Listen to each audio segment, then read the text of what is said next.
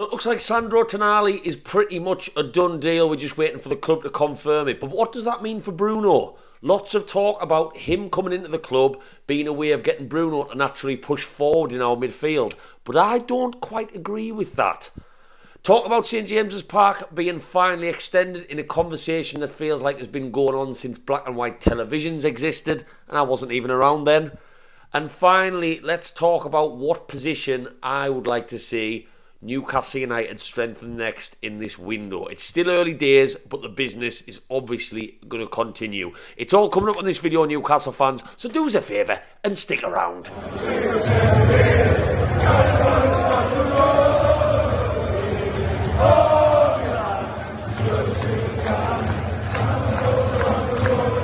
Welcome back to Black and White Banter, you lovely Newcastle fans. Oh, sorry, I didn't realise I was sat sideways. I just wanted to get the Champions League badge in. Yes, it's never getting old and it's going to keep happening on these videos. Sexy little thing that it is. Just keep looking in the mirror. Never gets old. There's nothing else to entertain myself with when the football season's not on.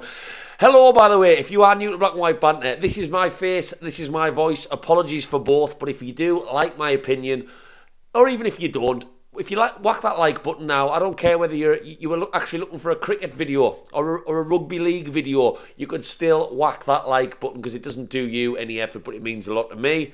Makes all the editing worth it. And if you like my opinion by the end, whack that cheeky subscribe button. I know every YouTuber says these things at the start of the video, but I've got to say it. It might mean that more people do it. So do that and get Black and White Banter across all social media. It's been a funny all day. I get all these YouTube suggestions, Newcastle related. I ended up watching one today from quite a big YouTuber talking about clickbait videos and how annoyed that person is by clickbait. This person does a clickbait video title every single week. I'm not a big fan of this YouTube game, this YouTube community. I sometimes feel like I want to get off that ride. I want to get off and never get back on. So I think I'm just going to stay in my lane rather than get involved in that community because there's some absolute shite talk. I would just wish people were a bit more transparent, a bit more honest, lacing into other people about stuff that they do themselves.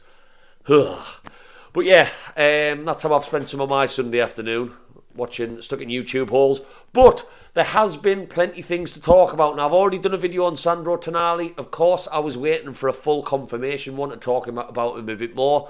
But most of that's been done. So if you want to go down and watch my video on Tonali, I talk about what sort of player he is, what he's going to bring to the team, who he's been compared to in Italy, and all that good stuff. So just walk down. But it does look like it's done and dusted. Which, the more I've read about him, I got excited. And I have watched him play for Italy under-21s. He's captain as a 23-year-old. You're allowed 2 in your squad.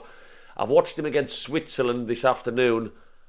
And my God, does it look like we have a player. And before I talk about that anymore, I do want to clarify, he's an older player with Champions League experience playing in an under-21 tournament where lots of the players are 18, 19 and kind of on the fringes of good teams. But my God, he was dictating play. If I didn't know anything about Tonali, I didn't have a reason to watch him because he had no association to Newcastle, and I watched that football match at that tournament, I would still be talking about him. Who's that? He looks a player. He was dictating things in the middle, spreading the ball around, very intricate in his passing. His press was ridiculous. He was always moving, and his set pieces were really good as well. And he got the pass. He got an assist from a set piece, and he also got the pass before the pass for the second goal in the first half that I watched as well. He really, really impressed me, and I'm going to tell you now, Newcastle fans, before I go on to my first point about our midfield, we are not getting a holding midfielder in Sandro Tonali. I'm just going to tell you that now. I'd read that we weren't, that he could play anywhere, and he was quite versatile in that respect, and that's exactly what I've seen today. He's been on the right. He's been right high up the pitch pressing the defenders. He's been on the left. He's been in the centre. He's not someone who's going to sit in. He's not like a John Joe Shelby, if you like, or a Michael Carrick kind of. So these are just the proper holding midfielders that are coming to mind. He's definitely not one of them.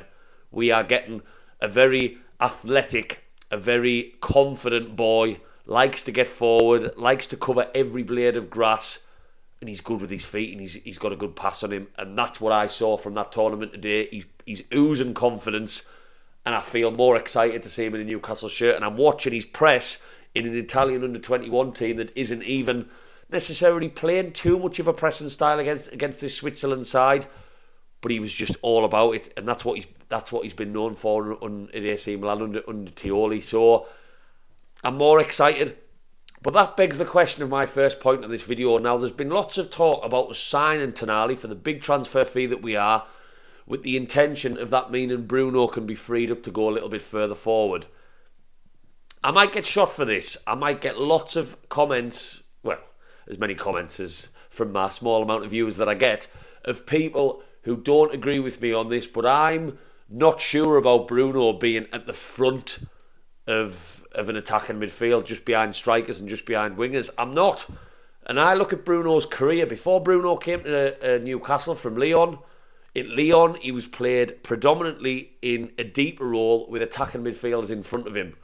I do not see the athleticism in Bruno in terms of his pace, in terms of ground covered, in terms of shooting ability. And I'm not getting down on the guy because we all love him. Of course we do. And him and his magic hat. He can see things that no one else can. He's got a really fantastic footballing brain, which is why he's been so good for us. But I don't see him as the athletic player right in front of that back, that your Isaacs and your Callum Wilsons and your Maximins and your Gordons, who's in and around that box, who's getting a shot off for fun. Yes, he's good at that final pass in those areas, but I just don't think I like Bruno dictating things in midfield. And I think that's all he's ever known in most of his career. And I don't think this Tonali signing necessarily means that Bruno just pushes on a little bit and we suddenly see a freed up Bruno. I'm not saying the guy's good in the tackle. I'm not saying he's a defensive midfielder. But Bruno is the sort of player who can pick the ball up a little bit deeper, ping something out wide, and then move with the rest of the team forward, and then look to maybe play that final pass in and around the edge of the box. I think this Newcastle team, with the high press that we play, is looking for someone a bit more athletic as a centre attacking midfielder. And I'm looking at Eddie Howe, who's obviously really keen on James Maddison. And yes, he's split an opinion, which I think is because there's stories that he prefers Spurs. That's why some Newcastle fans suddenly now think that James Maddison's shite. Look at his stats. 11 goals, 10 goals, 18 goals in his last 3 seasons. Assists for fun in a terrible Leicester team. He's a very talented boy. And he's also a good set-piece taker as well. I do think someone like him, in and around that box, in front of your Isaacs, in front of your Maximins, would be so much more suited to this Newcastle team than Bruno being just the answer. I think Bruno is still more comfortable playing a little bit deeper. He does so for Brazil, he did so for Lyon, and he's done so for Newcastle. And this whole argument that he hasn't been allowed to play further because of limited options in midfield, I'm not so sure. I don't think he's our guy. And I'm not surprised Eddie Howe is still scouring the market for a centre attacking midfielder in, your Shabozlai, and I know I've said that wrong, so don't have to get in the comments and grief me on that one. Your James Maddisons. It doesn't surprise me at all. And there's lots of areas for us to strengthen this summer, but I don't think Bruno's the answer. And I tell you what, Newcastle fans, watching that kid today in that under-21 tournament and reading about him and watching lots of him in the past 3 or 4 days, which I do like to do, I think Tonali can do it all, and I think that's why Eddie Howe likes him so much, because we know Eddie Howe likes a midfield of your Willocks, your Joe Lintons and your Brunos because they're versatile. Maybe not Bruno's so much in that argument, but Joe Linton's versatile, Willocks versatile, Longstaff to a degree can be quite versatile. I think that's why this guy fits in so well, and we are not seeing someone, unless Eddie Howe moulds Tonali into a different player than what I've just watched this afternoon, we are not seeing a player who is going to sit in the D in front of Fabian Schär and Botman and just play things from there. If that's how he's played for me, from what I'm watching and reading, you're getting 60% of if you play 100% to this guy's strengths, you are getting a really fucking talented footballer. So that's an interesting one, Newcastle fans. I'd be curious to see what you think about Bruno suddenly pushing on from Tonali. I just think Tonali's there to complement our midfield a little bit more. And yes, he is a little bit more defensive-minded as a bit more of a 6. But I think Tonali's more of an 8. So let me know on that one. Now, second bit of news to come out that I did want to talk about in this video is obviously the Times have reported that Newcastle are now really pushing on to extend the East Stand to possibly 8,000 to push our stadium to 60,000. Now, I don't think there's any Newcastle fan going to be annoyed at that news, first and foremost. A bigger stadium, more fans are allowed in. I get comments all the time on TikTok, YouTube, all sorts, talking to fans on away days, in the pub, about fans who can't get tickets. Yeah, there's an argument, were them fans around when we were good? That's an argument I'm not getting into when we were bad, when we were shite, under Ashley. I'm not getting into that. That's not this conversation. Think what you want about fans who maybe you've noticed going to games more recently. That's up to them, their money. They probably don't have season tickets and you maybe do if you're the one annoyed by them. That's a different conversation for a different day. What I find interesting about this is the East Stand has always been restricted because of issues with lighting from an architectural point of view in the surrounding areas, because obviously Newcastle is a unique city that has the stadium bang in the middle, and that's why it's fucking amazing. That's why it's the best stadium in the country and the best away day for travelling fans in the country as well. It's amazing. It's bang in the middle. You can be having a pint on the quayside and be at the match depending on how fit you are in 15 minutes. It's incredible. But that has caused issues, unlike stadiums that are in the middle of nowhere, for your lighting, for your housing surrounding it, for your buildings around it. And obviously Newcastle have now acquired that land, and because of the development in architecture, it sounds like with maybe some sort of focus on lighting and all of that wonderful stuff. One of my friends is an architect, and I know it's a booming industry that's only getting better with technology. Let's see what they can do. And I'm all for it. And obviously this was talked about in the early 2000s. I'm just about old enough to remember when Freddie Shepherd and John Hall were at the club. There was talk about us extending the Gallagher, getting a super casino nearby. And obviously Shepherd sold up in the years that followed. Ashley did what Ashley did, sold things to himself, made a profit from it, and it was never spoken about again. As frustrating as that was. Now there's some scope. Do we maybe look at the Gallagher being extended into an even bigger wall? Do we look at it? Sounds like the East Stand makes the most sense to me. It's not going to be on the levels of the Milburn. I don't think we'll ever see a level 7 and a level 7 either side. I could be wrong on that. I just don't think that is the case. But 8,000 is a lot of fans of an increase to get inside that stadium. And I think the best thing about supporting Newcastle for me, there are lots of things about our takeover and our new success that we might see in the next 3 to 4 years, fingers crossed with the investment in the infrastructure, is that I worry about expectations changing, I worry about atmospheres changing, and I worry about the fan base changing as a whole. I go to Liverpool, and I go to Man United, and I go to Man City, and I get the touristy vibes when you walk around the stadium. And I understand why. Global brand, successful, people travelling from all over the world to go to a Man United and a Liverpool and a Man City game. The day that happens at Newcastle, I will be gobsmacked, because again, we bang in the city centre, so the northeast public soak up their match days, and that's what it's heavily populated by, people in and around the city. The second thing is the waiting list for games is only going to keep growing. I don't know what the season ticket waiting list is as it stands at the moment, but these new seats that come out, I don't think tourists are going to get a look in, unless, like one of my American friends, you maybe pay $300 like he paid for a package that included a hotel because he was travelling from the States.